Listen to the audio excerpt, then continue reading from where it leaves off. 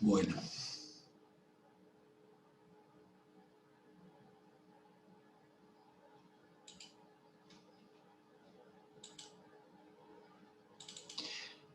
Vamos a ver el módulo 7 de apoyos.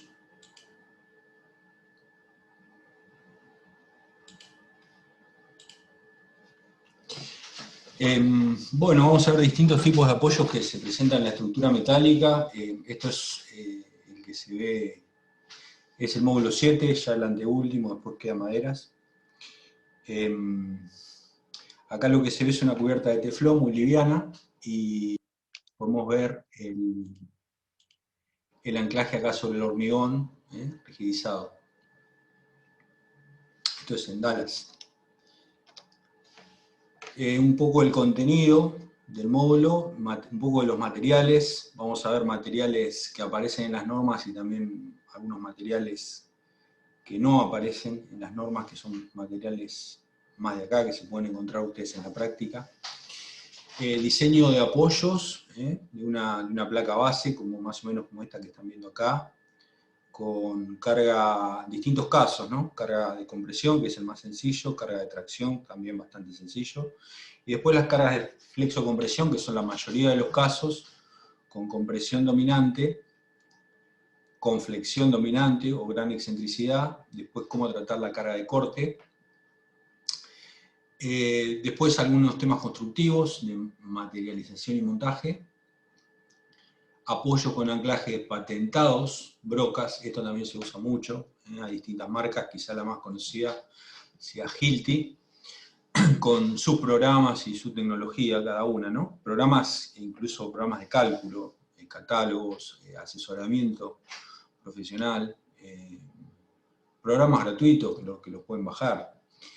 Encastres de estructuras metálicas, lo que se llama tinteros, y también anclajes a macizos de fundación. Bueno, las referencias, la bibliografía, la esencial es tal vez la guía de diseño número 1 de la ISC, que tiene placas bases y anclajes, hay 2 ediciones. Después hicimos el apunte con Ignacio, que lo presentamos este año, en esta clase, en este momento, digamos, lo estoy presentando. Contento por haberlo terminado, porque bueno, hicimos varias versiones, correcciones, y esperamos que lo lean, por una cuestión de que el apunte, si ustedes lo lean, lo usan, lo consultan, lo estudian, pueden encontrar cosas que ayuden a mejorarlo, más allá de aprovecharlo. Después hay un apunte de apoyos elastoméricos de la Facultad de Ingeniería de Buenos Aires, de hormigón armado 2, el libro de Leonard, el conocido, de estructuras de hormigón armado, el tomo 3, manuales, algo de los manuales técnicos de Hilt y de Fischer, y apoyo Freycinet. Bueno, acá en estas fotos, bueno, este es un anclaje típico de una columna reticulada, y acá tienen una broca, la que le decía brocas post instaladas. El término post quiere decir que muchas veces hay que recurrir a ellas cuando ya tenemos el piso hecho, o la pared, o el lugar a donde sea que fuéramos a anclar, y entonces en esos casos tenemos que hacer una perforación, limpiarla bien y colocar un elemento como este, que se llama broca. Este es un tipo de brocas, que son las brocas mecánicas o de expansión. Vean que acá tienen un dispositivo en otro color. Eso al ajustar se abre, ¿no? Se abre, y es lo que efectivamente genera un anclaje frente a cargas de tracción. Estos anclajes pueden resistir tracción y corte y en la interacción. Y la falla obviamente puede ser en el acero o en el cono de hormigón, en el hormigón. Otro tipo de anclajes muy conocidos son los químicos, ya los vamos a ver. Bueno, acá tienen una estructura bastante antigua, viaducto ferroviario en Richmond, Virginia, Estados Unidos. Bueno, acá hay unos macizos, unos apoyos bastante importantes de hormigón y unas placas con los apoyos, con cargas importantes. Este es un apoyo lateral de una viga metálica en ménsula y un tensor. Son dos cosas distintas, ¿no? Con una estructura con brocas metálicas. Fíjense lo que les decía. Esto está post instalado, ¿no? Acá podemos tomar cargas de tracción y acá seguramente predomina el corte, ¿no? La carga en estos casos, fíjense, se distribuye en el cálculo en general en forma igual en los tornillos. En este caso no vamos a tener un empotramiento, sino que va a ser una carga de cortante.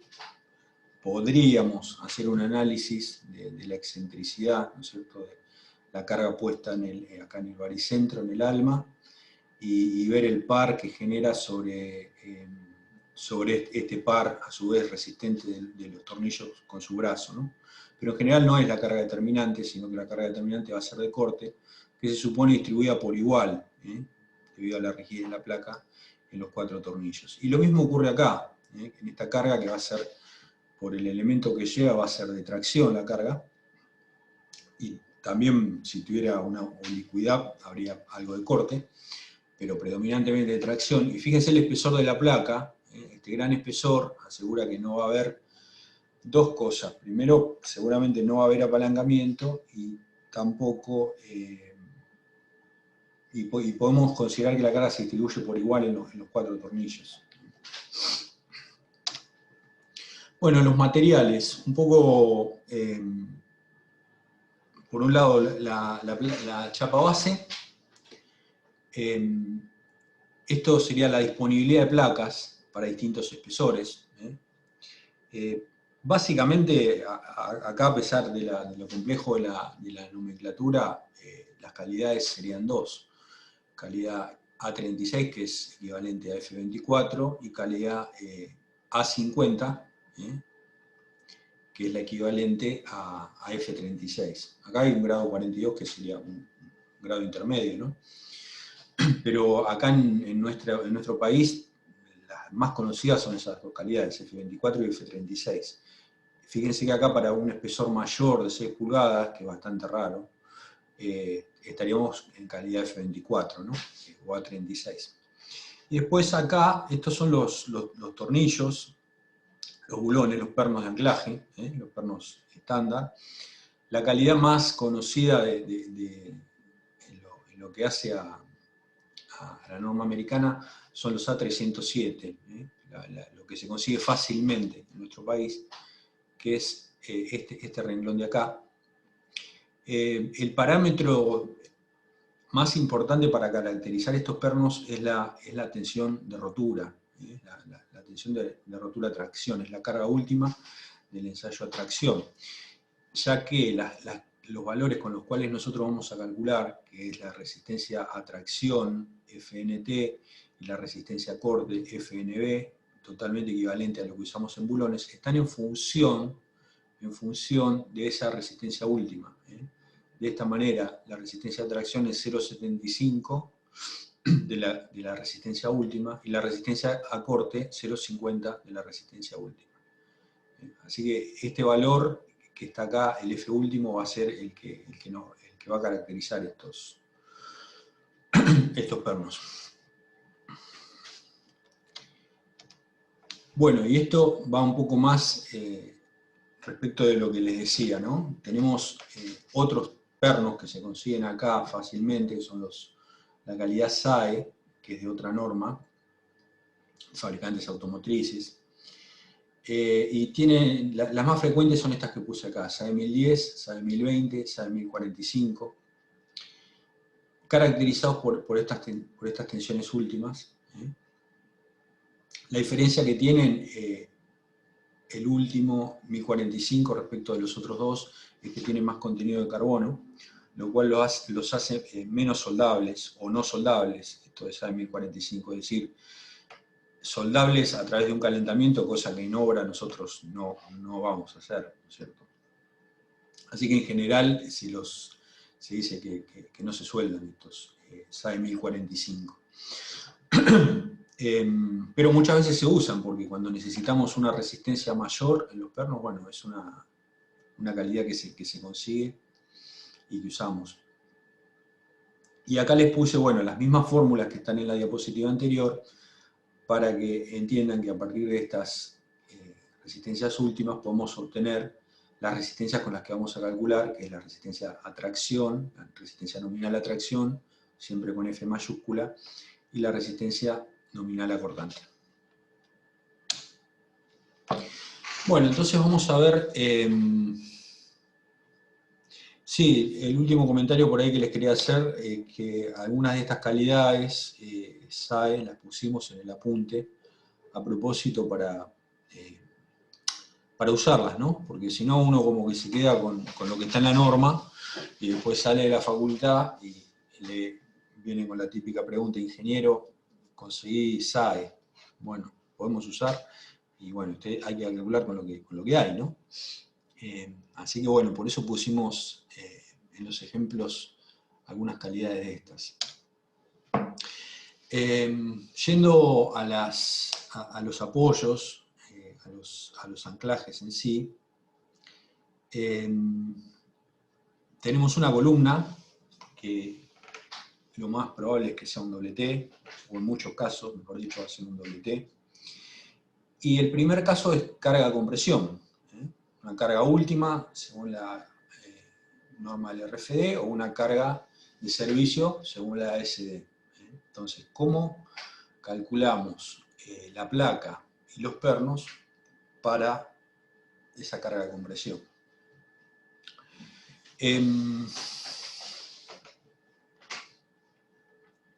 Ustedes ven acá una distribución uniforme, que es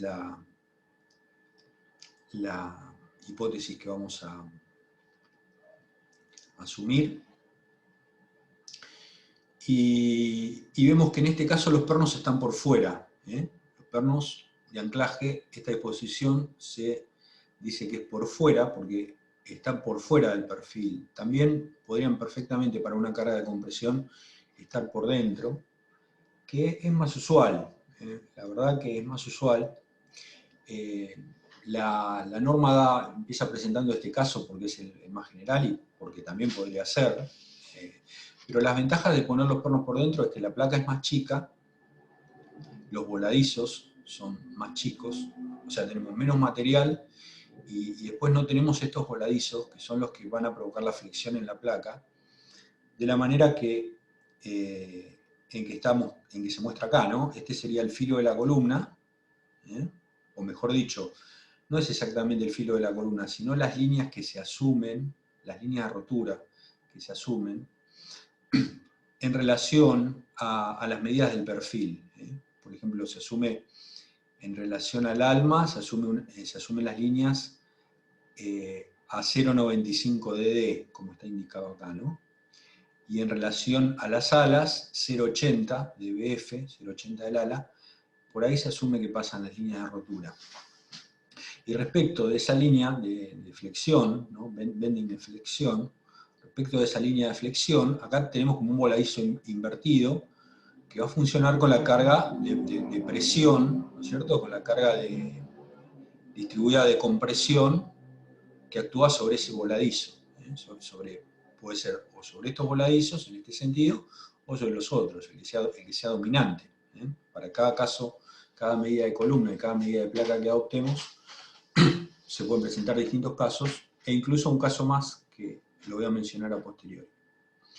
Bueno, entonces acá tenemos un poco las bases para el predimensionado. Cuando uno tiene que empezar a probar, eso se llama predimensionado. Las indicaciones serían seleccionar una chapa base de calidades similares al perfil de la columna. Esto no es obligación, pero porque nosotros lo vamos a calcular, ¿no? Similares, puede ser que la columna sea F36 y la placa sea F24, pero también puede ser las dos F36. Luego predimensionamos las medidas de la base con los valores de N y B, es decir, el largo y el ancho, en función de las medidas del perfil, teniendo en consideración, bueno, si vamos a poner los pernos por adentro o por afuera. Si lo ponemos por afuera, va a tener que ser un poco más grande. Luego predimensionamos el espesor. Se recomienda un espesor de 1,5 veces el mayor espesor del perfil. Esto no es taxativo, también podría ser el espesor el mayor espesor del perfil, ¿no? Entre esos valores. Definir F'C, la calidad del hormigón, a utilizar en las bases. Definir las dimensiones del pedestal de fundación. A esas medidas del pedestal lo llamamos A2. A2 va a tener un área A2 que va a ser del orden de 2 a 4 veces la dimensión de la chapa base. Tampoco es taxativo esto, porque, es decir, una cuestión importante es que los pernos no estén muy cerca del borde, ¿no? O sea, si nosotros pensamos que aquí afuera hay un pedestal de hormigón, eso lo saben bien por hormigón, o más específicamente por hormigón. Si los pernos los colocamos muy cerca del borde, bueno, hay formas de falla que van a deberse a eso, ¿no? Entonces, un poco más grande tiene que ser. Pero fíjense que si colocamos los pernos por dentro, ya no estamos tan limitados, porque ya la misma placa asegura una distancia al borde, ¿no? Entonces, esta valoración de 2 a 4 veces la dimensión de la chapa base, bueno, si los pernos van por fuera, sí, iríamos hacia esos valores. Si no, podríamos optar valores menores, cercanos a 1, cercanos a 1, 1,10, 1,20, 1,30. Fíjense, bueno, que acá estamos hablando de las áreas, no de las dimensiones. Las áreas son producto de 2 dimensiones. Bueno, luego definimos, de acuerdo a estas indicaciones y a las medidas del perfil, los valores de las líneas de rotura, M y N, de los voladizos. De tal manera de que resulten similares, ¿no? Porque si no va a haber una dimensión que va a trabajar mucho y la otra poco. Esto tiene que ver también con las medidas que le damos a la placa, ¿no? Es decir, un poco las medidas del perfil, pero teniendo otro ojo puesto en las dimensiones de los voladizos. Y una indicación del profesor que decía disponer como mínimo 4 tornillos de 3/4 de pulgada. Yo estoy de acuerdo con eso, para soportar cargas eventuales de tracción o corte en situación de montaje. Sin embargo, en el apunte van a encontrar algo que descubrimos nosotros viendo los ejemplos, ¿no? Que hay una recomendación de la OSHA, que es una agencia estadounidense, para tomar una cierta carga de compresión con una cierta excentricidad. Es decir, garantizar los tornillos mínimos, los bulones mínimos, en función de cierto momento mínimo que habría que tomar en todos los casos. Esto también es lo que no, y eso tiene que ser en las dos direcciones. Esto no es lo que no permite poner 2 pernos, por ejemplo, ¿no? Porque habría una dirección que quedaría sin poder tomar ese momento. Ya es decir, en épocas anteriores usted puede encontrar en libros viejos bases articuladas, compresión de este tipo con 2 pernos, ¿no? Eso ya no está admitido por la OSHA. Bueno, ¿y cómo calculamos? Ya tenemos el predimensionado hecho, tenemos todas estas medidas determinadas. Entonces, la carga nominal de compresión es este valor que está acá, 0,85, resistencia a compresión por el área, por la raíz, esto tiene en cuenta el confinamiento, por la raíz de A2 sobre A1, y no puede ser no puede ser mayor que 1,7 F'C por A1. Recuerden, A2 el área del pedestal y A1 el área de la placa. Y luego verificamos, este valor lo minoramos con 0,65 y verificamos que sea mayor que la carga última de compresión que tenemos. Bueno, pero ¿qué pasa? Luego... Perdón, profe. ¿Sí? ¿Cómo estás? ¿Qué ¿El tal? límite de la derecha se debe a algo en especial o ¿Qué? el límite de 1,7 F'C a 1? Mirá, no lo revisé eso, sí, seguro que algo se debe, pero en este momento no lo recuerdo. Después lo busco y la próxima clase te lo respondo. Dale, listo, gracias. Bueno, la tensión real en el hormigón, este valor Fp, lo obtenemos como la carga última dividido las dimensiones de la placa, que va a ser menor que F'C, ¿no es cierto? Y luego tenemos que determinar los voladizos máximos. Vamos a llamarlo L al voladizo máximo, que va a ser o bien M, sacado con esta expresión, o bien N, sacado con esta expresión, o bien este otro valor de otras líneas de rotura, que no están especificadas, es de acuerdo a las investigaciones, que es un valor lambda n', que vale lambda, cuyas expresiones son medias complejas, no las puse acá, por raíz de d por bf sobre 4. Con la aclaración de que lambda del lado de la seguridad se puede tomar igual a 1, así que tendrían que ver este otro valor, imaginen que fuera 1, raíz de d por bf sobre 4, y este valor también iría en la comparación mn y lambda n'. Tomamos el mayor de esos tres, y con eso predimensionamos el espesor de la placa, con la siguiente fórmula: el espesor de la placa mayor o igual que L por la raíz de 2 veces la carga última por phi de flexión, en este caso 0,9, por la tensión de fluencia por Bn. Bueno, eso es un poco... acá sería, en este lugar donde dice AB, sería Bn, ¿no? Y estas son las dimensiones de la placa. Acá se filtró un pequeño error. Bueno, acá hay una aclaración, ¿no? Que en caso de que tratarse de otro tipo de secciones de perfiles, serán tomadas como línea de momentos máximos las siguientes. Para secciones tubulares cuadradas o rectangulares, 0,95 del lado, y para secciones circulares se tomará 0,8 del diámetro exterior. ¿Me siguieron más o menos esta primera explicación de carga de compresión? ¿Alguna pregunta? Yo no entendí mucho lo del voladizo. Lo del voladizo, Sí, yo tampoco. volvemos.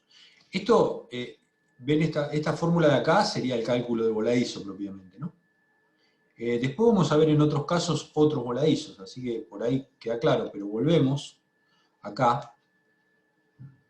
Si ustedes ven esta primera figura, ven que acá quedan dos voladizos, uno de cada lado de la columna, y si hacemos el corte en la otra dirección, bueno, ocurriría lo mismo respecto de estas líneas horizontales, punteadas, ¿no? De esta línea de rotura. Es decir, que esto lo podríamos dibujar tanto para este voladizo llamado M, o tanto para estos voladizos llamados N, suponiendo que esta carga, esta Fp, es un volumen uniforme de tensiones en todo el interior y hasta el contorno de la placa, ¿no es cierto? Hasta ahí vamos, que actúa esta Fp uniforme. Sí. Bueno, entonces se supone que esta zona interior no flexiona. Faltaría eso. Es decir, a ver si puedo escribir. Esta zona de acá, que yo la sombreo, esto es rígido. Quizá me faltó decir esto. Esto no flexiona. Entonces, ¿qué ocurre? Queda todo esto, esta parte exterior, que sí se considera como flexible y flexiona. Entonces, imagínenlo, lo pueden imaginar de muchas maneras, pero lo pueden imaginar esto invertido, por ejemplo, como si fuera el capitel de una columna. O lo pueden considerar, bueno, como está acá, que esto va a flexionar así, ¿no? Se va a deformar de esta manera, frente a estas cargas que actúan acá. ¿sí? La placa va a querer flexionarse así. ¿Sí? Y esta parte interior no se flexiona. Más o menos eso sería la deformada. Entonces, lo que nosotros vamos a calcular es, le vamos a dar a la placa el espesor necesario, le vamos a dar el espesor necesario para que resista esta flexión, ¿eh? Para que resista este momento. O sea, si yo hago el diagrama de momento, bueno, para terminar, ¿no? El diagrama de momento, bueno, sería parabólico esto, ¿no? Más que recto. Y tendría un momento máximo contra el filo, o contra estas líneas de rotura. Ese es el cálculo que estamos haciendo en los voladizos. ¿Quedó un poco más claro ahora? Sí, esa parte sí. Yo tengo una duda respecto a los bulones. ¿Qué estarían uniendo? Acá los bulones están... La carga es de compresión, así que si todo fuera teórico y perfecto, los bulones no trabajarían. ¿Está? O tomarían solamente corte, suponiendo que pudiera haber una carga acá de corte en la columna. Que la pueda haber. Pero ¿qué pasa? Bueno, puede haber cargas accidentales debidas a excentricidades no consideradas que están un poco mencionadas en esta idea, de acá del final, de poner como mínimo determinados tornillos. Por ejemplo, 4 de 3/4. Hay más chicos, podría decir 5 octavos, pero si ustedes los ven en obra, los de 5 octavos se mueren porque son un alambrecito, ¿sí? Entonces ya los de 3/4 son finitos. Entonces esto lo tomamos nosotros como un mínimo recomendado. Y aparte está esto que yo les decía de la olla, de la agencia americana, que dice, bueno, aunque sea una base que solo tome compresión, tenemos que poner los anclajes mínimos para tomar una carga de 300 libras, creo que es, con una excentricidad de 18, no me acuerdo si es 18 pulgadas, creo que 18 pulgadas, en las dos direcciones. Es decir, que aún en estos casos de compresión pura, que es el caso más sencillo de carga centrada, habría que considerar alguna excentricidad. Es decir, la carga por acá, ¿no es cierto? Y este caso sería un poco teórico, porque siempre tendríamos alguna excentricidad. Y eso lo tenemos en cuenta con la recomendación de tomar esa carga, hacer esta verificación, ¿no es cierto?, con la compresión máxima, pero aparte hacer una verificación de una carga de 300 libras, después revísenlo, si estoy diciendo bien el valor, por 18 pulgadas con excentricidad en las dos direcciones. Entonces, esa sería la función de los tornillos. Tomar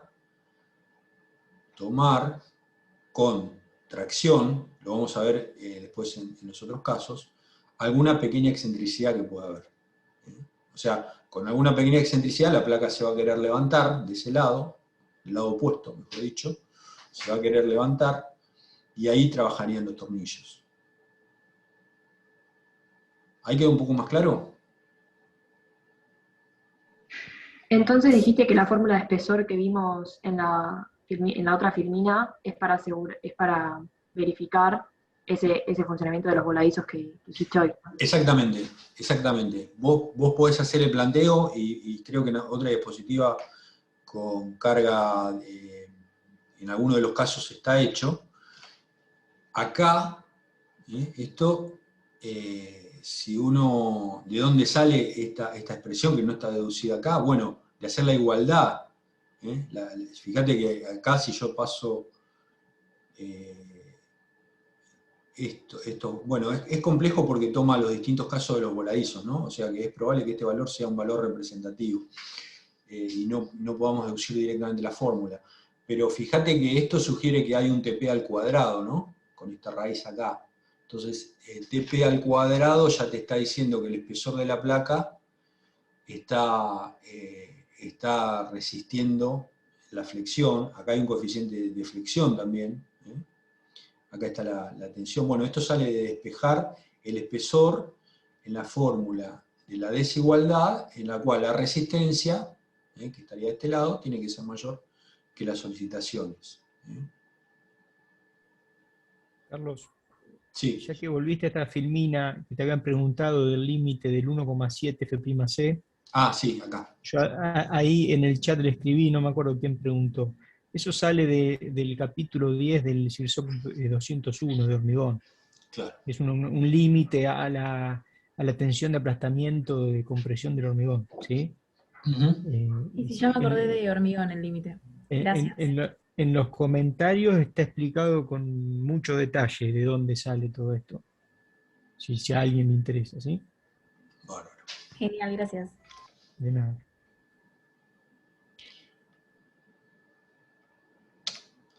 Bueno, otro caso. El caso de tracción.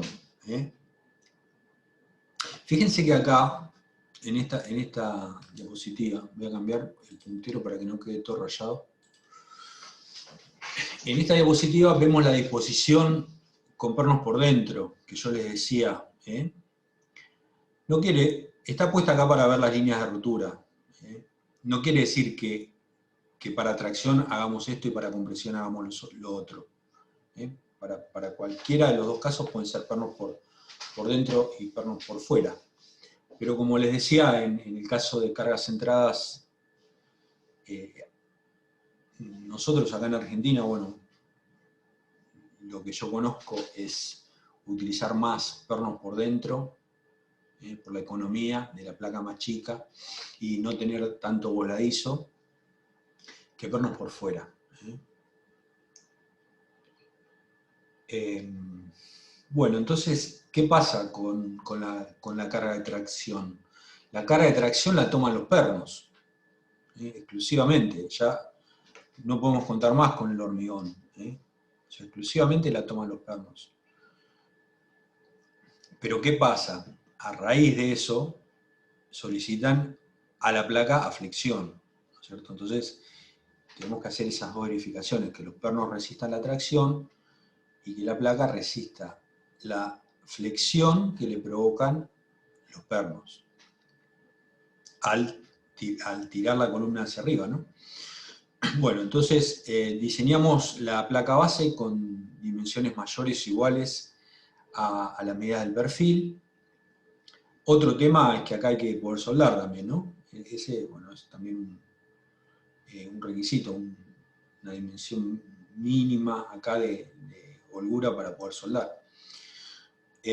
Predimensionar el espesor de la placa base, adoptamos aproximadamente TP 1,5 del espesor máximo del perfil.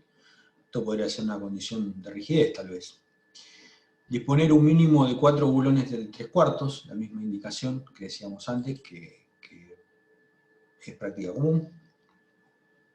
Luego verificar los pernos de anclaje con la atracción. Entonces, 0,75 de FU, sabemos que es la FNT, de la que hablamos antes.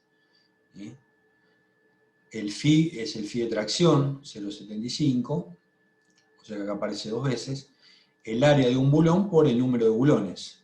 Es muy sencillo, carga centrada a tracción. Y esto tiene que ser mayor que la tracción última que solicita la columna. Esto, bueno, obviamente en estructuras metálicas el responsable máximo de esta tracción va a ser el viento en general, ¿no? La succión. Verificar el espesor de la placa, TP, considerando la flexión producida por la tracción en la línea de máximo momento ubicada en el borde del alma. Ver figura 4.5, sí, está de acá.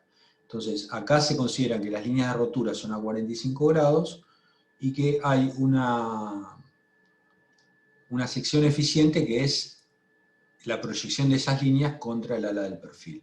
Esto está en el ejemplo que hicimos en el apunte, así que no, anticipándome a las preguntas que me puedan hacer, vean el apunte, por favor, que ahí está desarrollado el cálculo con todo detalle, de cómo verificar el espesor de la placa, en este caso con este ancho colaborante. Y luego verificar el arrancamiento del perno de anclaje, considerando las disminuciones de eficiencia cuando están cercanas a los bordes o se intersectan con otros pernos. Esto, bueno, es un tema más de hormigón que nuestro. Hay todas las formas de falla que ustedes habrán visto o van a ver, el hormigón para un anclaje, el ASI 318. Acá está graficada la forma en la que el cono se puede desarrollar, este cono que es más o menos 30 y pico de grados, se puede desarrollar plenamente, ¿no? Sabemos que en el caso que hay un borde, esta resistencia se ve disminuida porque el cono se trunca. Y después, bueno, también tenemos la resistencia en la cabeza, que ahora en algunas diapositivas más adelante vamos a ver cómo trabamos la cabeza. Eso se llama pull-out, si no recuerdo mal. Y ahí en ese caso, en el caso de poner una arandela cuadrada, o en el caso de poner una arandela cuadrada que la soldamos al perno, habría que verificar la soldadura de la arandela al perno y también la flexión de la arandela en los voladizos que se generan todo alrededor del perno. Es decir, esas verificaciones serían propiamente de estructuras metálicas y sin entrar en todas las verificaciones del hormigón que es necesario hacer. Bueno, vamos a hacer una pequeña pausa y luego de la pausa vamos a ver este caso que es de pequeña excentricidad.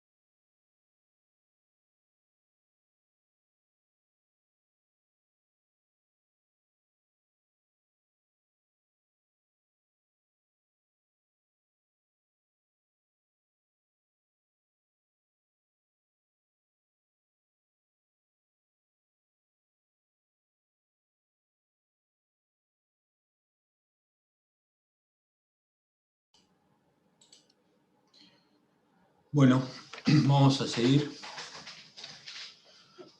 un poco más. ¿Me escuchan? Sí, profe. Bárbaro. Bueno, este caso es pequeña excentricidad. No se presenta tanto en la práctica, pero es decir, uno cae en este caso si haciendo la verificación de gran excentricidad que vamos a ver después, le da que la excentricidad es pequeña, recién ahí caería acá. Pero se puede entender fácil porque son ustedes fíjense que a medida, el planteo es que acá tenemos la carga actuante PR con una cierta excentricidad respecto al baricentro de la placa, ¿no es cierto? Entonces, el planteo general es que a medida que la excentricidad va creciendo, esta zona de compresión del hormigón, que acá la llama Q por I, o I en general, ¿no? I. A medida que aumenta la excentricidad, esta zona se va achicando. ¿Por qué? Porque la reacción, la reacción del hormigón va a colocarse debajo de esta carga, ¿no es cierto? Entonces, ¿qué pasa? Se va, por un lado, achicando, se va yendo contra el borde a medida que aumenta el momento o la excentricidad, esta zona se va achicando y se va yendo hacia el borde, y la tensión Q de compresión no puede superar la resistencia máxima del hormigón. Entonces, esos son los límites que tenemos. ¿Y qué va a pasar? Bueno, va a llegar un caso en que esta carga P va a estar tan afuera, que con las columnas exteriores de las naves industriales o las columnas que tienen puente grúa, las cargas que tienen francamente momento, va a estar tan afuera que esta carga va a ser una liñita acá contra el borde, va a ser una gran concentración de compresión en el borde, y ya no va a poder equilibrar por sí sola, cuando esta PR sale de la placa, no va a poder equilibrar por sí sola la carga P con su excentricidad. Entonces van a tener que entrar los pernos a tracción del otro lado para conseguir el equilibrio en este esquema. Este caso de baja excentricidad es cuando la excentricidad no supera la excentricidad crítica y esta reacción del hormigón se coloca debajo de la carga PR. Entonces, nosotros, acá los pernos no trabajan. Lo importante es que en este caso de baja excentricidad, los pernos no toman tracción todavía. Entonces, este valor epsilon, que es la distancia de la resultante del hormigón al baricentro de la placa, lo podemos escribir como n sobre 2, menos I sobre 2, menos este valor de acá, porque la carga está centrada en el volumen de hormigón. Entonces acá podemos despejar que I, el valor del eje neutro, digamos, de la zona de compresión, va a ser n menos 2 epsilon, que en el equilibrio epsilon va a ser AE igual a E, como dijimos, entonces va a ser n menos 2E. Si nosotros predimensionamos la placa y conocemos las cargas, n lo tenemos y 2C también lo tenemos. Entonces este I lo podemos sacar fácil. Y la carga de compresión en el hormigón va a ser PR, va a ser la división de la carga, dividido B, que es el ancho de la placa que es perpendicular al dibujo, por I. Es decir, que se distribuye uniformemente la carga en el área B por I. Y como I es n-2C, lo reemplazamos acá y podemos hallar la tensión que va a actuar en el hormigón y que va a ser menor que la máxima, por supuesto. Entonces, aún nos queda calcular el voladizo de la misma manera que lo hicimos antes. Tenemos el voladizo este M con esta carga. ¿Y qué podría pasar? Bueno, podría haber dos casos. Podría haber un caso en que esta zona I sea mayor que M, es decir, que caiga por acá el volumen de compresión, por ejemplo, o como está dibujado. Acá I mayor que M. Y se calcula directamente con esta fórmula, ¿no? Sin ninguna complicación. Es decir, Fp por M sería la fuerza, por M sobre 2, que es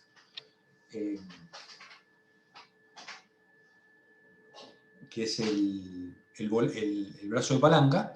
Entonces, este sería el momento que actúa la placa, ¿de acuerdo? El solicitante.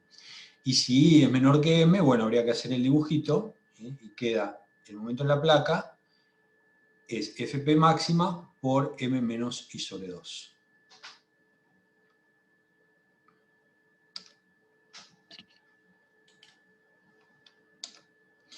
Bueno, y acá está lo que decíamos antes, ¿no? Que ustedes me preguntaban de dónde salía la fórmula de la raíz.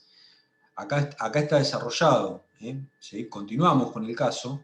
Acá vimos la solicitación. Este momento en la placa es el momento solicitante debido a la compresión en el hormigón. ¿Y la resistencia cuánto vale? Bueno, consideramos que la placa se plastifica totalmente con este esquema que traté de dibujar acá. Entonces, en el espesor de la placa tenemos la tensión de fluencia en un volumen de tensiones, pero si lo consideramos por unidad de ancho, podemos analizarlo en un ancho unitario, ¿no? Entonces, ¿cuánto vale el momento resistente? Bueno, esto que está acá, Fi por Tp cuadrado sobre 4. Recuerden que Tp cuadrado sobre 4 es el módulo elástico Z de una sección rectangular de ancho 1. Entonces, esta es la resistencia. Y después igualamos, bueno, obviamente la minoramos con el coeficiente Φ sub B de flexión, que vale 0,9, y lo igualamos a los momentos en la placa, que tenían dos expresiones. Entonces, vamos a llegar, si lo quieren hacer como un ejercicio, a esta expresión para I mayor que M, o a esta otra para I menor que M, para el espesor requerido de la placa. Entonces, ese sería lo que habría que hacer para dimensionar la placa, en este caso de baja excentricidad, porque como no hay tracción en los pernos, bueno, todavía no tenemos que calcular los pernos de anclaje. ¿Me siguieron hasta ahí? ¿Alguna pregunta? Sí, profe. Bueno. Bueno, y vamos a este otro caso, que es el caso más común para columnas exteriores, para columnas que toman momento, que es el de gran excentricidad. En columnas de estructuras metálicas es muy frecuente este caso porque el peso propio es bajo, entonces la excentricidad de la carga es alta. Entonces va a haber tracción en los pernos de anclaje para que no se produzca como forma de equilibrar, ¿no? Para que no se produzca la falla. Entonces, en este caso, acá lo dice, debido a la acción del momento P por E, es necesaria la fuerza de tracción en los pernos T para equilibrar. La fuerza de compresión es QI, vale Fp por B. La distancia al centro de la placa, es decir, este valor QFP por B, quiere decir que es una carga que está proyectada en este plano, ¿no? Este Fp viene en kilonewton por centímetro cuadrado, por ejemplo, y B son centímetros, que es el ancho de la placa. Entonces, esto lo que hace es llevarnos todo a una carga lineal, en kilos por metro. La distancia de la fuerza de compresión al centro de la placa es lo mismo que antes, N sobre 2 menos I sobre 2. Y al disminuir, es lo que dijimos, al disminuir I, al ir disminuyendo esta zona comprimida, aumenta epsilon, esta excentricidad. Y el I mínimo va a corresponder al Q máximo, es decir, cuando la carga de compresión es máxima. Y esa es la resistencia a compresión del hormigón, que es un dato. Entonces, Q es Fp por B y va a ser a su vez, por equilibrio, PR sobre I. Entonces, I vale PU sobre Q, y va a ser el límite, el I mínimo, va a ser cuando el Q sea máximo. Y el Q máximo, como dijimos, es el Fp máximo del hormigón por B. Entonces, este sería el caso del I máximo que podemos, del I mínimo, el caso extremo que podríamos tener que nos separa la excentricidad mediana de las grandes excentricidades. Y el Fp máximo vale esta expresión de acá, en función de la resistencia del hormigón. Y este factor del confinamiento y este factor de minoración. Entonces, calculamos el E crítico, la excentricidad crítica, con el I mínimo que dijimos, ¿no? Entonces, n sobre 2 menos I mínimo sobre 2, n sobre 2 menos, reemplazamos el I mínimo por PU sobre Q máximo. Entonces, este es el E crítico. Si nosotros, el épsilon crítico, si nosotros tenemos una excentricidad de la carga que es mayor que este épsilon crítico, caemos en este caso de grandes excentricidades. Y si es menor, caemos en el caso que vimos antes, el caso anterior, de bajas excentricidades. Bueno, entonces luego planteamos el equilibrio de fuerzas verticales y momentos en el punto B, acá. Entonces, sumatoria de fuerzas verticales igual a 0.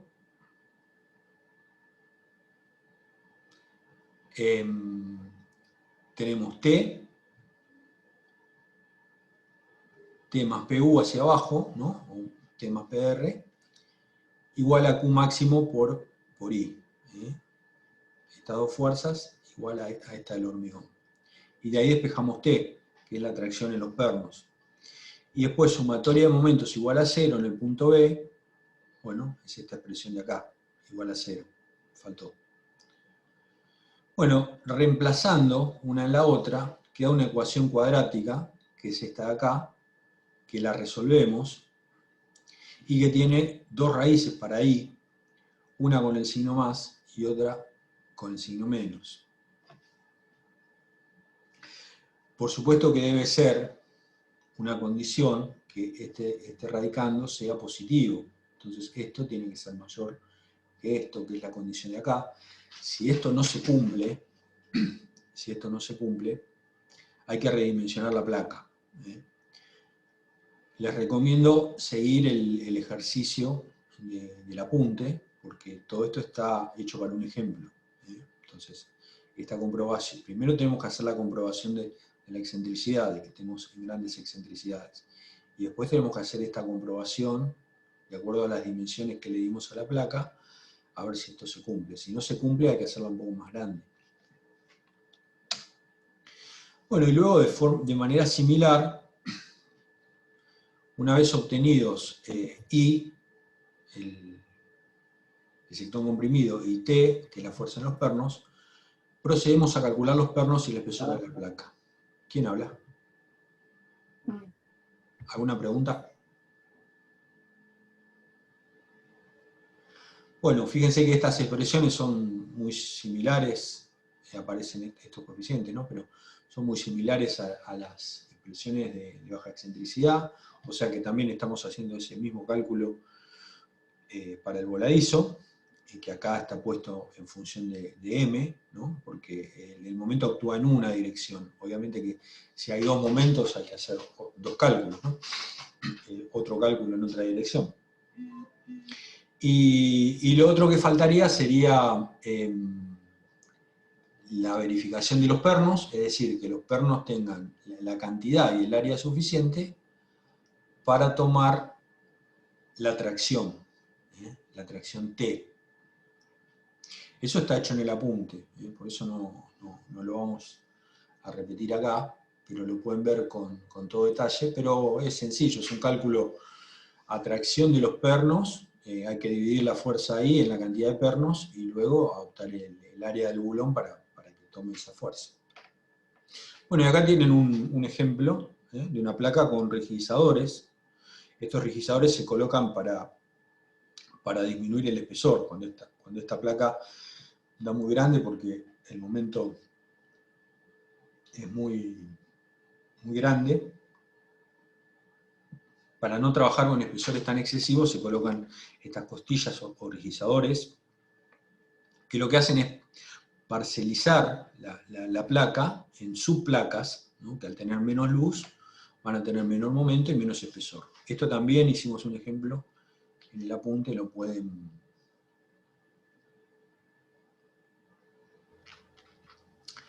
consultar. Sí. Profesor, Sí.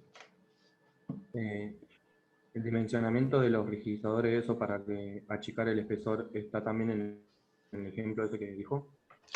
Sí, sí, está el ejemplo que usamos las tablas de Kalmanok para resolver. Ah, está bien.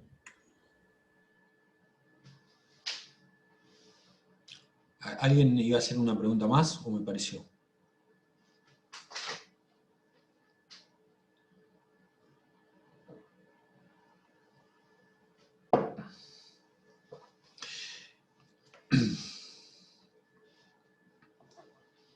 Bueno, esta ya sería la materialización, ¿no? De cómo se materializa en obra, cómo se realizan estos anclajes. Estos anclajes se colocan en forma así grupal, como están acá, con alguna plantilla, que no es la placa de anclaje.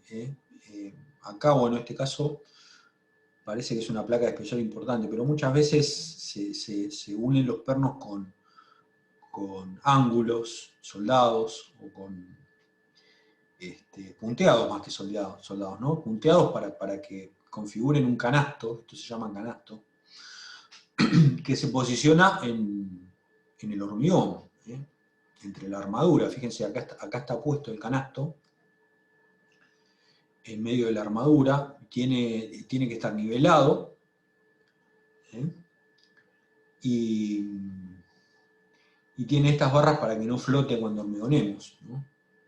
Es decir, tiene que estar fijado, también se puede fijar a la armadura, para que esté en su posición cuando ocurre la hormigonada. Y luego, bueno, otra cuestión importante es el anclaje en la punta del perno, cómo garantizar que un buen anclaje del perno en sí. Antes se usaban los ganchos, ahora no se usan, están prohibidos porque es muy difícil ubicarlos en la armadura. No sé si también habrá temas de adherencia, eso lo pueden consultar a los profesores de hormigón.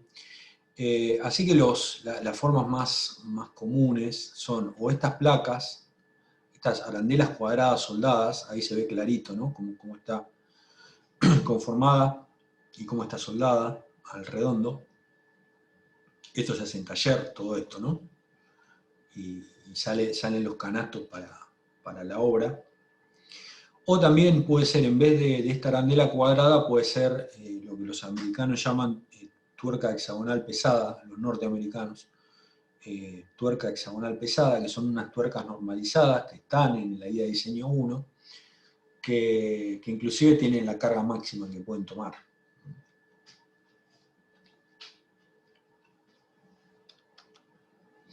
Bueno, después otro...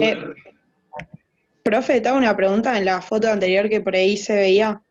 Sí. Antes habías mencionado un área del pedestal de hormigón y no me doy mucha cuenta qué sería eso. O sea, ¿sería lo que vemos ahí abajo de la placa? Claro, acá el área es el área de... Acá...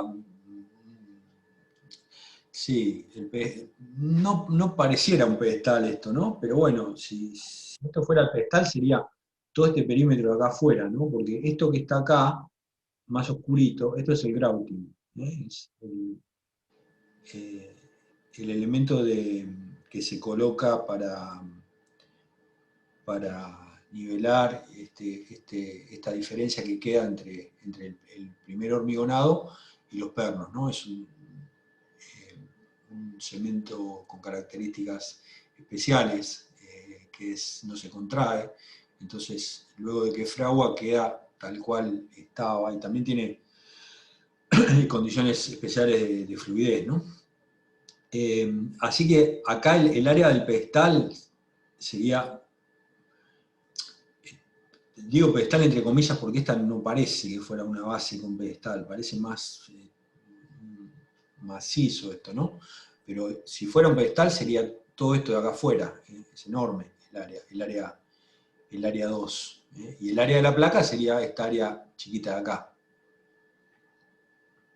Carlos, de nuevo, eso es del CIRSOC 201. Ese 1.7 en particular aparece justamente por esto, para limitar, cuando te pasa esto de que tenés un área de pedestal tan grande, ¿sí? Te limita esa relación de A1 sobre A2 al valor límite de 2, y de ahí sale el 1.7.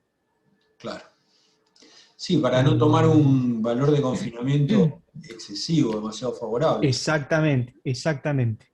Si vos haces el 0.85 F'C por A1 y lo multiplicás por ese valor límite de confinamiento de 2, te da 2 por 0.85, te da 1,7. Claro, ahí está.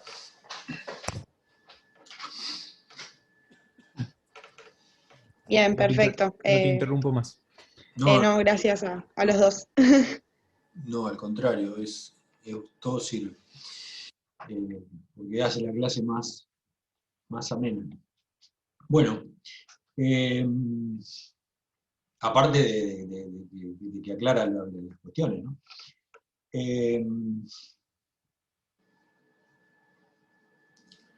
Bueno, el caso de carga de corte, como dijimos, en estas fundaciones aparece también actuando en general una carga de corte. Entonces hay distintas posibilidades de tomarlas, que son estas que están enumeradas acá. Primero la fricción de la placa base y el hormigón. Esto, bueno, tengamos en cuenta que la fricción actúa siempre que haya compresión, ¿no es cierto? Entonces se puede perder, no hay que apoyarse demasiado en esta fricción porque es un poco teórica y aparte puede no estar. Entonces es algo a lo que no se recurre mucho, verificar, tomar las cargas de corte con fricción. Luego tenemos el trabajo al corte de los tornillos de anclaje, que es una forma también no tan recomendada, pero para valores altos del corte, pero bastante habitual. Diseño, después diseño de elementos específicos para tomar el corte, y por último, si embebemos la columna en el hormigón, bueno, ahí sería ya totalmente garantizado, ¿no? Entonces, están explicadas acá. Para esfuerzos de corte, la 1, la fricción, para esfuerzos de corte bajo y solicitaciones de compresión, la fricción entre elementos controla el esfuerzo de corte. La fricción es función de la carga muerta y el coeficiente de roce mu, acá dice m, ¿no? Y se adopta aproximadamente y en forma conservadora la carga de fricción, la mitad, la mitad de la reacción de peso propio por mu, como para tomar algo conservador. Para esfuerzos de corte mayores se considera el trabajo compartido por la fricción y por los tornillos de anclaje trabajando a corte, o solamente los tornillos. Y para mayores esfuerzos, planchuelas o ángulos, narices de cortantes, se les llama. Esto hay un ejemplo también en el apunte que hicimos, así que lo pueden ver ahí bien clarito cómo se calcula. Que es este elemento que está acá, ¿no? Se suelda en la parte de abajo de la placa de anclaje una nariz, en inglés shear lag, que es esta de acá. Entonces, se la considera plenamente activa por debajo del grouting, ¿no? Entonces, en esta zona de acá, donde está en el hormigón, entonces esta carga B, solicitante, es equilibrada por esta carga de de compresión, de aplastamiento que se da acá contra el hormigón, y por supuesto en una dimensión perpendicular al dibujo, ¿no? Entonces, esto es bastante eficiente para tomar el corte, y es bastante complicado de realizar porque hay que dejar este cuenco acá, en una etapa de primer hormigonado, luego se coloca la base, y luego se realiza un segundo hormigonado.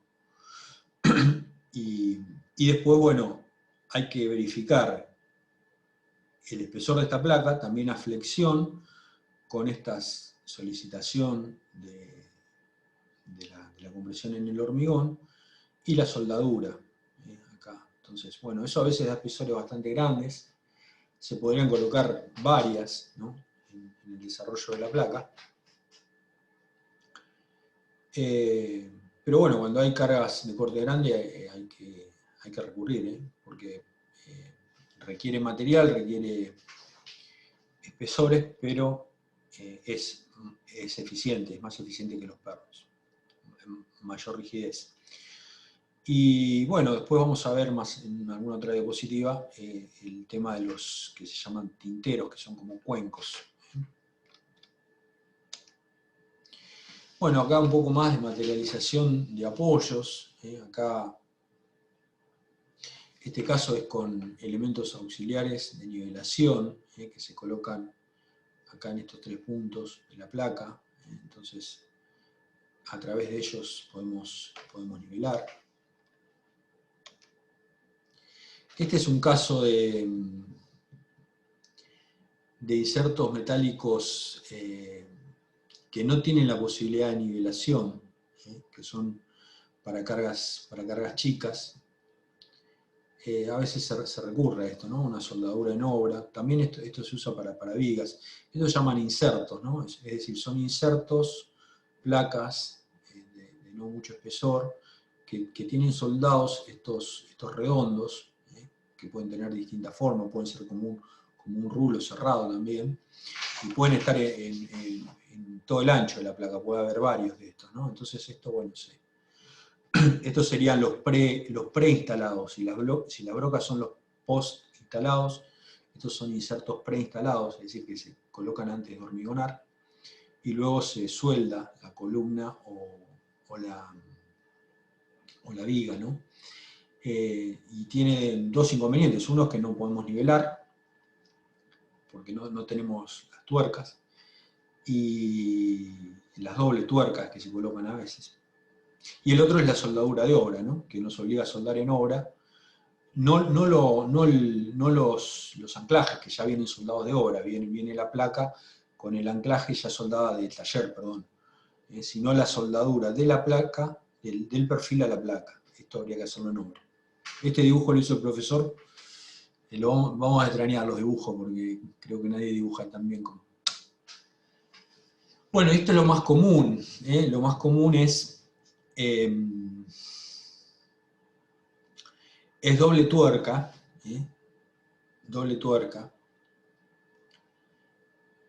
que da la posibilidad de nivelar, porque la tuerca de abajo son tuercas de nivelación, entonces colocamos la... Bueno, en muchas obras van a ver que ponen las 2 tuercas de arriba, ¿no? Es decir, cuando no requieren nivelar, ponen doble tuerca arriba, pero eso está malo. Les sobran las tuercas y las ponen ahí. Pero en realidad va tuerca, placa, tuerca, ¿no? Y estas tuercas de abajo nos dan la posibilidad de realizar una nivelación fina de la placa, antes de hacer el grouting. Entonces se coloca, los pernos están en el hormigonado, dijimos, y quedan saliendo estas tuercas. Entonces venimos con la columna y la placa, nivelamos con estas tuercas, una nivelación fina, y después terminamos de colocar las otras tuercas. Acá ven una foto. Esta es la forma más usual para las obras. Bueno, otro tipo de apoyos elastoméricos libres, son placas elastoméricas, como esta que se ve acá. También pueden ser colocadas directamente sobre el hormigón para tomar cargas de compresión, o acá, en otro caso, en la vía de Puente Grúa, con una carga, con una placa intermedia para absorber vibraciones. Entonces, tienen ventajas económicas de bajo costo, son de fácil fabricación y diseño, toman cargas de compresión y absorben irregularidades de contacto. Cargas horizontales, bueno, no va a tomar, va a tener deformación, una distorsión, ¿no? Horizontal. Son buenos para cargas dinámicas, absorben las vibraciones y no tienen mantenimiento. No requieren ni limpieza ni lubricación. Y estos apoyos elastoméricos también pueden ser confinados para cargas más importantes. Esto se colocan en estas cazuelas, ¿no? Se llaman. Pot es cazuela, es cacerola, cazuela en inglés. Entonces, bueno, tienen todo este dispositivo que no vamos a detallar, ¿no? Pero es el mismo tipo de material, pero para condiciones más importantes. Están estas tablas con dimensiones, el peso. Acá tienen los valores de carga máxima. Las características principales es que es un elastómero comprimido confinado en una cazuela metálica, admite cargas verticales y horizontales pesadas, admiten giros respecto de cualquier eje horizontal, eso es muy importante. Construidos con acero al carbono o acero inoxidable, 3 tipos de apoyos, fijos, con movimientos guiados en un eje o con movimientos multidireccionales. Bueno, y después un poco las brocas de las que hablamos, post instaladas, a posteriori de realizado el hormigón, por ejemplo acá el anclaje de estos tensores, que sostienen toda esta parrilla, son la verdad muy prácticas y muy utilizadas. Acá tienen una de tipo mecánica, para cargas bajas, o de expansión, mecánico de expansión. Acá cuando uno ajusta se abre este cono, y es el que ancla la pieza. Bueno, y acá está un poco la instalación, ¿no?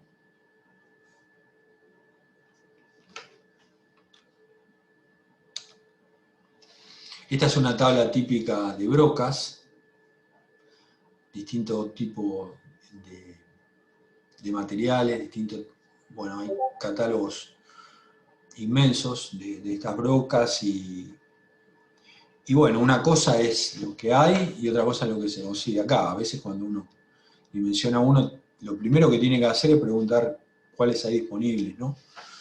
En la Argentina. Acá están los diámetros y los valores de la carga que resisten frente a extracción y corte. Y por supuesto va a haber una interacción para esto. Y algo que influye mucho en la colocación de estos elementos son las distancias al borde, la profundidad y la distancia al borde, que está todo especificado. La distancia al borde obviamente va a reducir la capacidad de carga, así que nunca hay que confiarse respecto de esos valores, porque una misma broca que está colocada en el interior de una zona de hormigón, sin fisuras, va a resistir una carga alta, pero si la misma broca la colocamos contra un borde, bueno, se va a ver enormemente reducida la capacidad de carga. Y en general fallan por el hormigón, ¿no? Porque el acero, bueno, no se ve influido, la resistencia de la broca en sí, de acero, no se ve influido por la distancia al borde, ni por la distancia, ni por la calidad del hormigón, ni por las fisuras. Así que lo más probable es que terminemos dimensionando estas piezas por la resistencia del hormigón. Entonces, bueno, acá les hablo un poco de los catálogos. Está bueno que se bajen un catálogo, entren a Fisher o Hilti o alguna otra empresa que haga brocas, y bájense un catálogo y chumenlo, o también pueden ver videos también, tal vez en YouTube si les interesa. Y como les decía, hay programas gratuitos para el cálculo, que están muy buenos, porque la verdad que es sorprendente el desarrollo. Obviamente que para vender su producto, ¿no? Porque uno tiene el programa para calcularlos y lo más probable es que recurra a esa empresa, ¿no? Y también la asesoría que dan en obra. Pero son programas muy buenos. Siempre cabe aclarar que la responsabilidad final es del calculista, ¿no? Por más que use un programa, siempre hay que tener en cuenta algunos números que hagamos nosotros de acuerdo a las calidades de los materiales que estemos usando y a las formas de falla. Bueno, creo que ya tenemos lo más importante. Bueno, este es el anclaje de expansión, ¿eh? Entonces están los pasos para su instalación, perforación, la limpieza, que es muy importante, se puede hacer con aire o con agua, mejor es con agua, después secar, por supuesto, la colocación, y la expansión y la puesta en carga.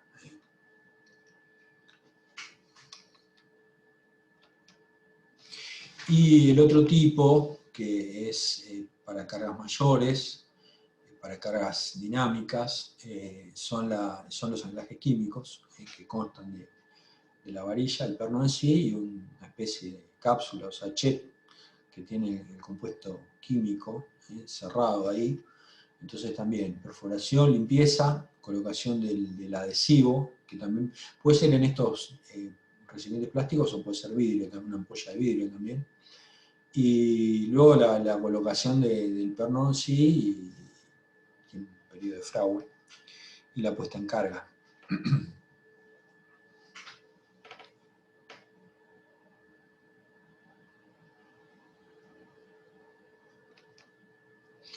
Bueno, después los encastres de estructuras, como dijimos, para valores altos del corte, por ejemplo, puede ser útil, interesante, realizar el anclaje de las columnas directamente en el hormigón, o sea, se deja un cuenco y se coloca la columna ahí y se hormigona. Hormigón, acá dice hormigón rígido vibrado, ¿no? Bueno, y hay todas unas disposiciones de armadura. Esto se puede ver bien en el Leonard. Son recomendados para soportar grandes cargas horizontales y se usan en estructuras prefabricadas de hormigón y también metálicas, en bases para postes de alta tensión. Bueno, yo no voy a entrar en detalle de esto, pero para que sepan dónde pueden encontrar este tipo de fundaciones y cómo calcularlo. Fíjense que hay bastantes detalles. Después también tenemos anclajes en macizos de fundación. Acá está el ejemplo de la central térmica costanera. Y fue en Turbogrupo Central Fuerte Barragán, en Ensenada. Fíjense que acá tenemos máquinas. Y acá ya no tenemos una fundación localizada, sino que tenemos un gran macizo con cargas que probablemente sean vibratorias, donde realizamos la fundación. Acá fíjense el proceso de hormigonado de las zonas en donde las máquinas son ancladas. Y acá el hormigonado ya realizado. Esto es en Timbúes, Santa Fe.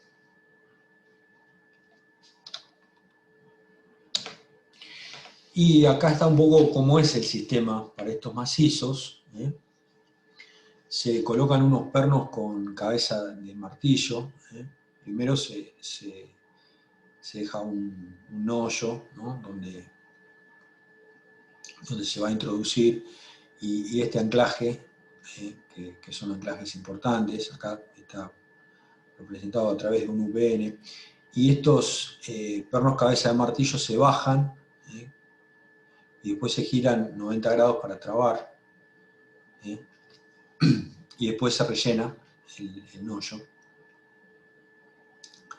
Y esta es la forma de resistencia, ¿no? Es decir, tenemos la mitad de la carga, en este caso para 2, y la carga de tracción en sí se toma en las alas a través de un esfuerzo de aplastamiento contra el hormigón, que obviamente no superará los valores admisibles.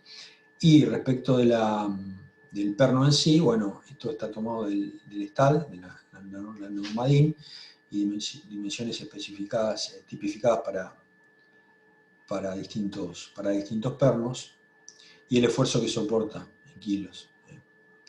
Y acá el agujero de anclaje necesario. Bueno, ahí hemos terminado. No sé si hay preguntas.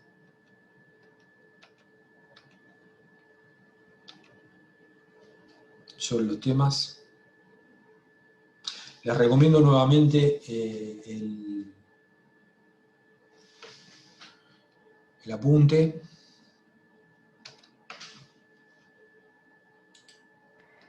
¿El apunte, profe, es práctico o teórico? Es práctico, también? se lo voy a mostrar ya que estamos. A ver Dale. si lo encuentro. Placa base versión 4. Ejemplo de aplicación para el cálculo de placas bases metálicas con el uso de pernos de anclaje. Acá está el índice, diseño de una placa, son todos ejemplos prácticos, diseño de una placa base a compresión, diseño de una placa base de una columna sometida a tracción, diseño de placa base con momentos de gran excentricidad, una solución sin rigidizadores, que es tomada de un ejemplo de la guía de diseño, y una solución con rigidizadores que agregamos nosotros, y después de la placa a corte, con la nariz de cortante, y tracción y corte en pernos de anclaje, más la bibliografía. Entonces, pueden ver todos los temas que estuvimos viendo en la clase teórica de hoy, ven que son los mismos conceptos, ¿no? Las líneas de rotura, pero hay siempre una introducción teórica, y después el ejemplo, como ven acá, un ejemplo bien concreto que es, empezamos traduciendo el ejemplo que está en la guía de diseño, ¿no? Dimensionar una placa de anclaje para una columna 12 por 96, las medidas de la columna, tiene una carga última de 3.115 kN, que descansa sobre un hormigón de resistencia a 21 megapascales, y el acero de la placa base con, bueno, un poquito más que F24, ¿no? Entonces, bueno, está paso a paso el cálculo y el desarrollo numérico. Así que, fíjense acá el cálculo de los voladizos, el cálculo de este valor lambda n', que les decía, que es el que termina mandando, el momento solicitante en la placa, y acá despejamos, fíjense acá está el resistente, que yo les decía para que lo vean, que el resistente sea mayor que el solicitante, y acá despejamos el espesor de la placa.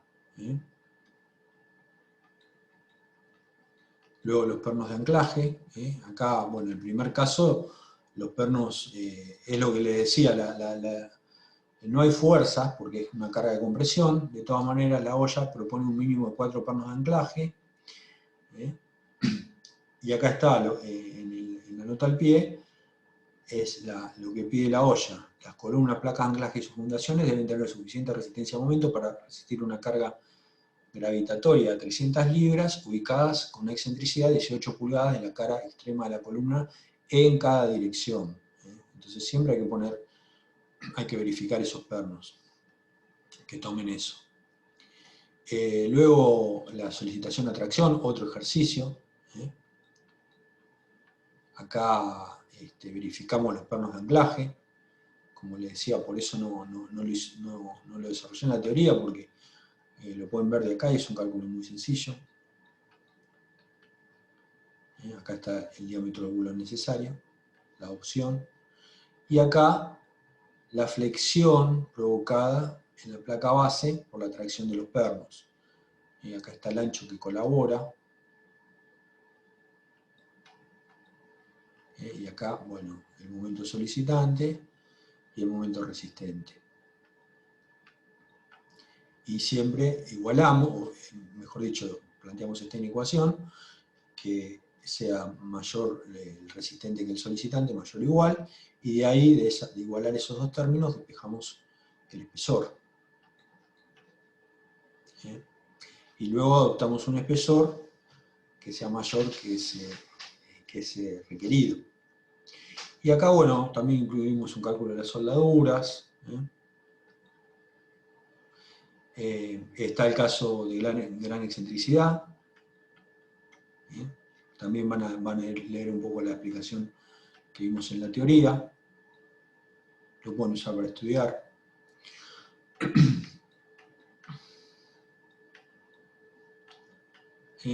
Las ecuaciones que vimos en la teoría. La fórmula de Bhaskara, el requisito para que la raíz no sea, el radicando no sea negativo. El ejemplo concreto.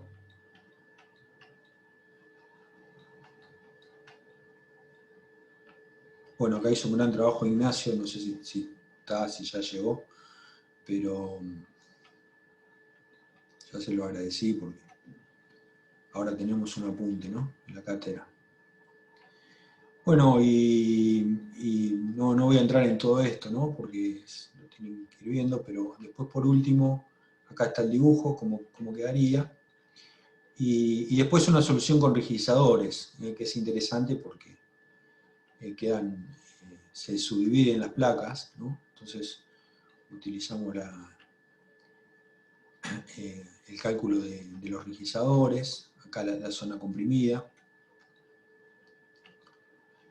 y utilizamos las tablas de Kalmanok para verificar los momentos en las placas, que trabajan en dos direcciones. Bueno, eso es un poco, véanlo tranquilo después.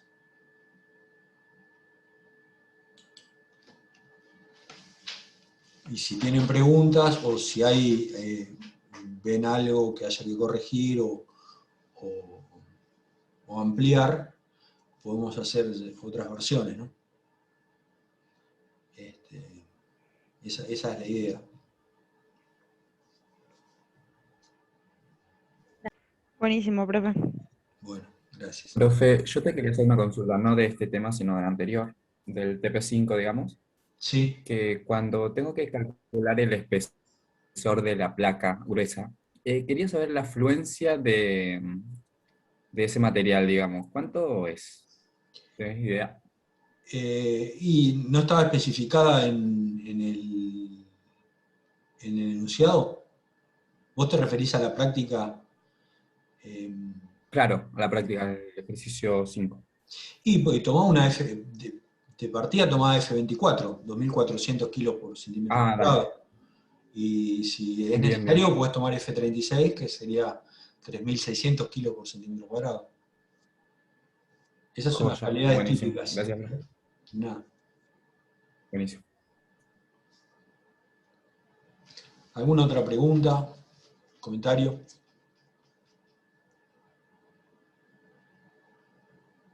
No, por ahora no.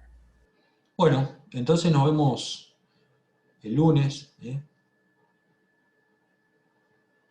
Continuamos. Listo, profe, dale. Gracias, Dale. profe, nos vemos. Buen fin de. Igualmente. Dale, profe, nos vemos, gracias. Chau, chau. Chao, gracias. Chao, hasta luego. Bueno, Carlos, nos vemos. Buen fin de. Dale, igualmente.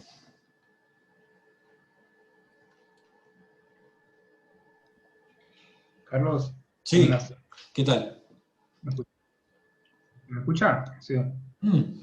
¿Todo bien? Tengo una consulta. El lunes continúas con apoyos, ¿no? No, ya terminé apoyos.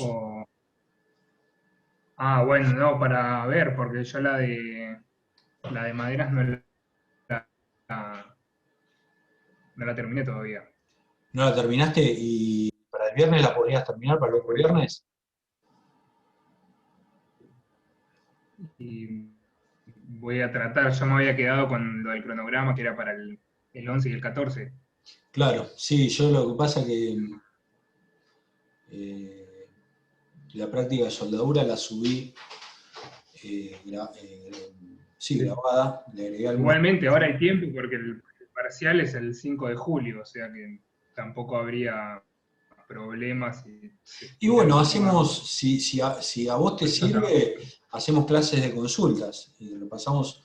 Yo de apoyo podría agregar un tema que es el apoyo a una viga, que lo quise incluir y no tuve tiempo, pero lo podría agregar.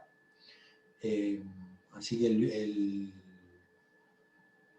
el lunes doy eso y doy clase de consulta. Yo lo pongo ahí en novedades que siempre voy poniendo y bueno, vos me decís cuando... Sí, o sea, si no se aclara nada, digamos, hay clases. Yo era por eso, como dijiste, que quedaba solo madera, me asusté porque digo, todavía no la terminé, me había quedado con el cronograma.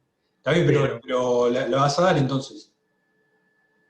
Sí, habíamos quedado en eso o la estamos armando. Buenísimo. Sí, buenísimo. Dale. No, vos no me contestaste, me dijiste... No, habíamos quedado en que sí. Recién por las dudas releí la conversación, pero... Bárbaro. Te había dicho que sí, que no sabía si la daba en vivo o la grababa. Por eso digo que tampoco habría problema si fuese grabada. ¿La vas a dar en vivo? No, no sé. Por eso digo, Okay. primero la quiero terminar, ver, y porque me había puesto a repasar, ¿viste? Entonces todavía no... Bien. Me falta, digamos, tirar bien las cosas en las diapositivas y ver cómo lo digo. Pero, Bueno, y aparte, obviamente, digamos, si querés no quería agregar... que sea ni una cosa... Si querés agregar cosas o cambiar cosas que te parezcan pertinentes, bienvenida sea. O algún breve ejercicio. Claro, yo pensaba lo que si pudiera actualizar alguna cosa, lo iba a hacer, pero digamos, como base iba a usar lo de Rodolfo, digamos. Eso no iba a cambiar nada porque está muy bien. La vi, la comparé con las cosas nuevas y está actualizada. Pero bueno, le iba a dar capaz un toque más de la forma en que hablo yo, capaz, entonces me lo organizaba como para decirlo. Pero, sí, esa es la idea. Bueno, no, por eso digo, pues, me quería asegurar. De última, el lunes vemos, seguimos charlando cómo sigue. Bárbaro. Estamos, bueno, gracias. Paso para mis comisiones. Un abrazo, chao, chao. Buena semana. Igualmente. Bueno, Antonio. Hola, profe. ¿Cómo andás? Quedé sola. Quedé sola. No, para avisarte que mucho no habíamos podido avanzar. Quedaste sola en la clase, en el día de hoy, digamos. Hoy quedé sola. No, los chicos están preparando un final para la semana que viene, así que estaban medios complicados para conectarse. Por eso me quise quedar para avisarte eso y bueno, seguramente ya para el lunes tengamos alguna... Bueno, dale. Nos vemos el lunes entonces. Así que, y nos queda subir también el trabajo 5 que todavía no estaba terminado. Bueno, fíjate el vencimiento, porque mirá que ahí cierra, cierra la ventana. Sí, es el lunes, así que en estos días... No, sí, es el lunes la fecha límite, así que ya mañana seguramente lo estaremos cargando. Bueno, genial. Nos vemos el lunes entonces. Bueno, entonces hasta el lunes, profe, nos vemos. Hasta el lunes. Hasta luego. Bueno, ¿cómo andas, Ignacio? Presentamos la criatura, por fin. Viste, ahora voy a poner en el currículum, ¿eh? No te escucho, te escucho muy bajito. ¿Cómo lo pongo? No, sí es el Zoom, para mí es el Zoom, no sé si acomodando bien la cosa, si no hablo más fuerte. Bueno, sí. Bueno, ¿me escuchás ahí mejor? Sí. Te puedo preguntar una duda que tenía de la nave industrial que me habías dicho. ¿Te acordás que te había preguntado lo de articular la columna del medio de un pórtico de 2 módulos? ¿Te acordás cómo era? Decime. Sí, me acuerdo. Sí, yo tenía la duda, esa unión, vos me habías dicho que era una chapa, o sea, la entendí, es como también una chapa extrema, una placa base, como le quieras decir, no hay mucha ciencia. La duda que yo tenía era, sobre todo, como las vigas que vienen en pendiente, cómo unís todo eso? Porque es justo o sea, que tenés que correr un poco esa, la unión de las vigas, porque quedan las dos vigas así en techito, digamos, que coinciden para abajo con pendiente, y abajo está justo esa columna que decíamos. ¿Cómo sería la unión de las tres cosas? Sí, si vos lo dibujás, primero que esa pendiente es mínima, ¿viste? Es muy poca, sí, por eso. Eso lo terminás de solucionar con el corte del alma, ¿viste? O sea, vos el alma le podés dar la forma para que tenga justo la parte inferior recta, digamos, en general. Claro. ¿Entendés? Entonces, le das la forma al alma para que le quede el ala inferior que pasa por ahí recta. Y la pendiente se la das, o sea, la forma de la viga sería, el cordón inferior es recto, no se quiebra, y lo que se quiebra es el ala superior, ¿no? Pero bueno, se quiebra con una pendiente muy baja. Sí, se entiende. Y eso se lo das con la forma del alma, ¿entendés? Porque el alma es... Claro, entendí. O sea, sería cortar un poco el alma en una... Claro.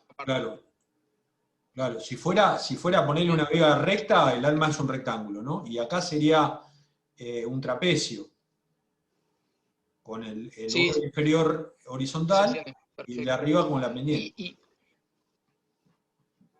Claro, y después lo otro es la unión, justo ahí también se planteé una unión, o sea, más o menos por ahí, una unión entre vigas, la corro obviamente para un costado, esa parte, es con una chapa extrema lo hice, con dos chapas extremas, como...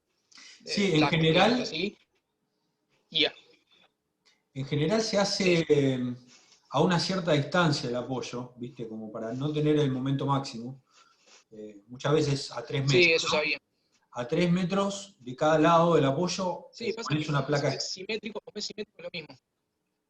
Claro. Es simétrico es más o menos lo mismo. Eso Después te queda una pieza de 6 metros ahí, que es, ¿viste? Es una especie de trapecio, doble trapecio, que esa es la cumbrera. Entonces, tenés varias ventajas, porque primero que haces la unión en un punto donde tenés menos momento. Y después que a esa zona, zona de 6 metros la podés reforzar. Por ejemplo, le podés aumentar el espesor del alma y aumentar el espesor del ala, ¿no?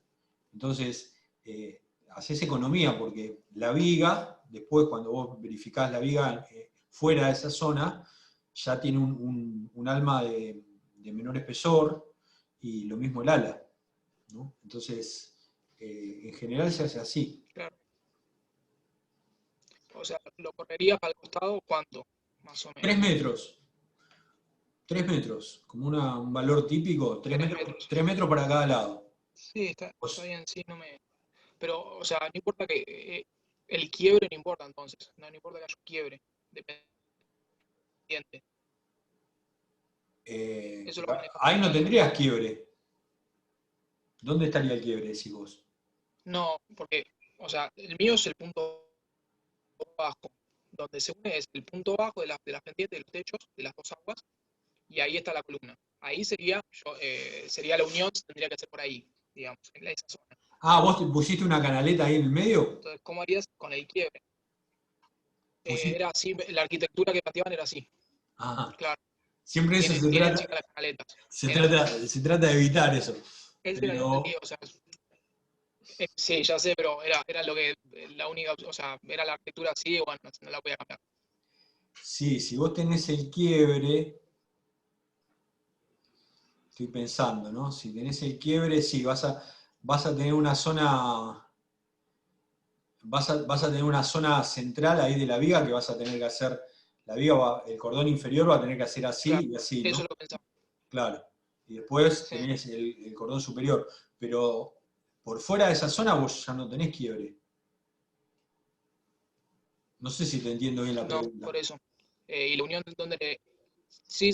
No, la unión afuera. ¿La unión dónde la harías? No, la unión afuera. Ahí no haces nada de unión. En esa zona, o sea, vos tenés la columna central, ¿no? 3 metros para allá haces una placa extrema. 3 metros para acá haces otra placa extrema. Y ahí en el medio no tenés unión. Ah, ahí entendí. O sea, Ahí entendí, sí, perfecto. O sea, haces 2 uniones entonces ahí. Claro, claro. A la misma Y en distancia, esa listo. zona Yo tenés una que, sola unión. y en esa zona tenés que rigidizar, ¿viste? Yo pensaba solucionar con una sola unión, pero más fácil, sí, perfecto. Listo, sí, entendí. Entonces lo meto 3 metros para el costado y listo. Perfecto. ¿Sí?